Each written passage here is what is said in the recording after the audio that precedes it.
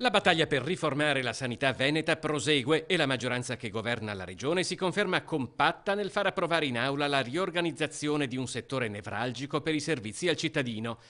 A Palazzo Ferrofini, la madre di tutte le battaglie, per usare le parole con le quali il presidente Luca Zaia ha presentato quello che da più parti è definito l'atto più importante dell'intera legislatura, deve però fare i conti con la miriade di emendamenti, sono 1400 presentati dall'opposizione, un ostruzionismo definito scandaloso dalla maggioranza che può solo nuocere ai veneti e non rispetta il largo mandato elettorale ottenuto da Zaia nelle ultime consultazioni, né le esigenze del territorio raccolte dal provvedimento in mesi di audizioni. Se tra gli articoli già approvati ci sono quelli che istituiscono l'azienda zero, vale a dire quelli che trasferiscono le funzioni amministrative in capo ad un unico soggetto, la battaglia ora si è spostata sulla riduzione da 21 a 9 delle aziende sanitarie, un altro punto cardine della riforma che coinvolge direttamente il veneziano. Accanto alle ULSS dei capoluoghi di provincia, infatti, sono state riconosciute due specificità che necessitano la presenza di un'azienda sanitaria, da un lato nell'area pedemontana,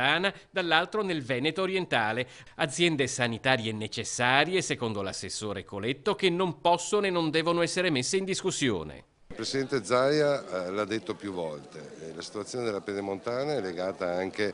a una situazione particolare geografica, al passaggio di un'arteria stradale importante che deve avere delle risposte. Quella del veneziano invece è legata a dei dati oggettivi di turismo che hanno bisogno di essere sostenuti e hanno bisogno delle risposte. Il turista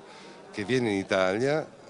guarda anche quella che è la corretta assistenza sanitaria che può trovare in luogo. E questa è una risposta della Regione, direi, importante. Il rischio dell'ostruzionismo messo in campo dalle opposizioni è di bloccare a tempo indeterminato la riforma della sanità veneta, un rischio che non spaventa la squadra di governo. Non ci piegheremo a questo ricatto di PD e Tosiani, tuonano dalla maggioranza, non rinunceremo mai a questa riforma che renderà più efficiente e meno costosa la sanità della nostra regione.